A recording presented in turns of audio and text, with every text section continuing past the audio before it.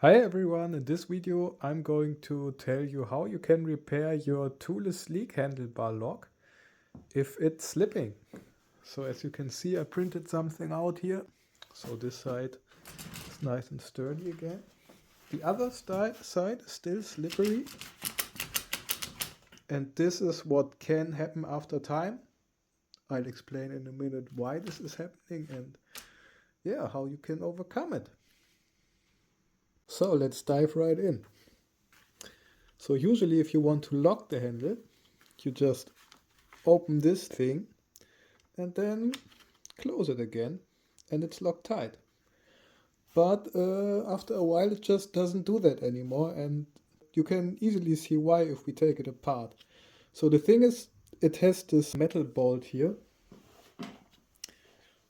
that you cannot really remove at all. I think during manufacturing they just glue it in or they melt it in or whatever, so you really have to cut it apart. So put a hacksaw here or a small circular saw like on a Dremel, and then you cut it apart and take the whole thing off. And with that, this small plastic thing might already fall out.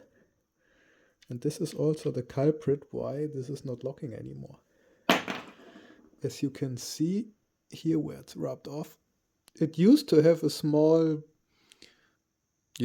pack that would go into those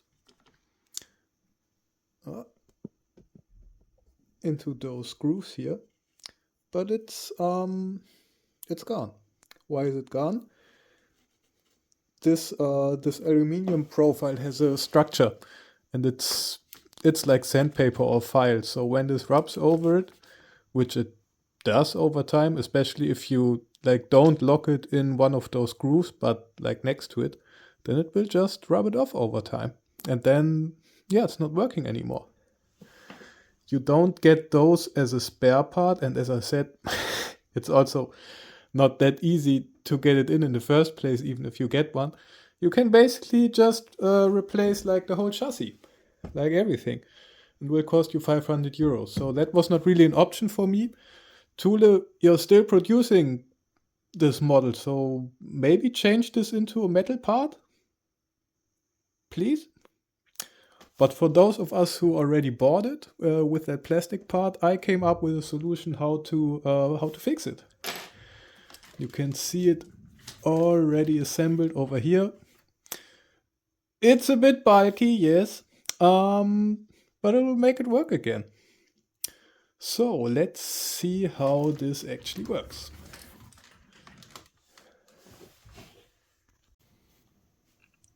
So I came up with that 3-part 3D printed design. You will also need a M5 screw, 60 millimeters long, and 2 M5 nuts. And how this works is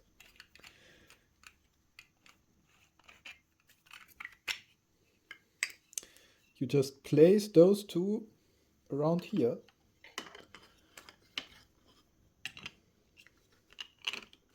Lock it in place. Then screw tight, right? So you screw that thing in. And then this will go into those grooves and lock it. On the other side, I also put some old bicycle tube to make it like really locked tight. You could leave that, but it will be even tighter. What I also did on the other side is put a rubber band around it. It's actually also a bicycle tube.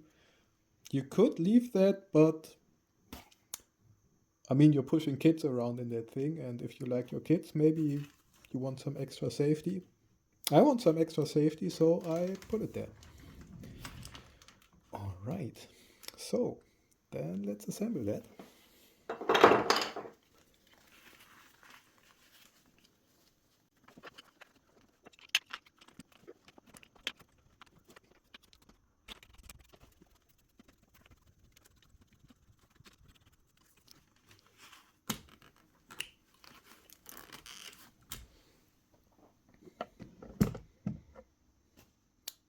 All right, now it's nice and tight.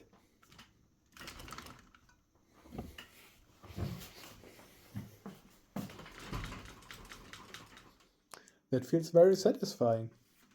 When you encounter the same problem, you'll know it like starts in one side first, and then it will still lock on one side, but it's slipping on the other all the time, and then it starts slipping over here as well. So the people that we bought that thing from, they already had the chassis replaced because they were still in their warranty. The guy was pretty tall, the woman was pretty short, so they they adjusted the handle quite often, and I guess sometimes it didn't lock properly, so it wore out quite quick. And they told us before they had it replaced, they put some paper clips in there so it would work a little bit better. And I was also thinking, yeah, maybe I can just clamp something in, but yeah, it wouldn't really work. So yeah, I took the time and built that. I think we'll also have a look at where you have to put the nuts, because I didn't explain that. So let's take it apart again.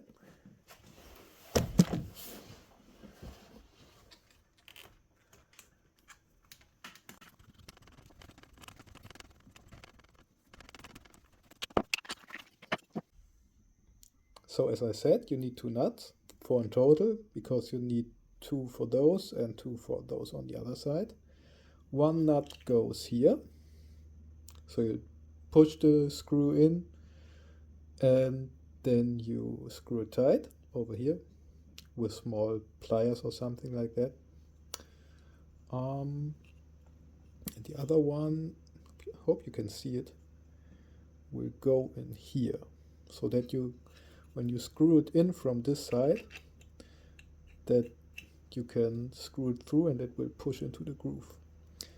And those two structures here are to hold the rubber band in place in case you want to attach it.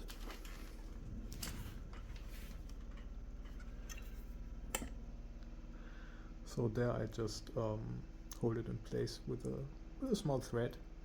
And yeah, there you go.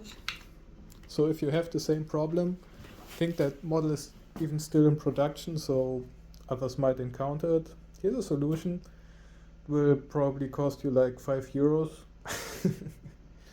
I put this up on Thingiverse, so if it helps, I'm glad. Thank you for watching.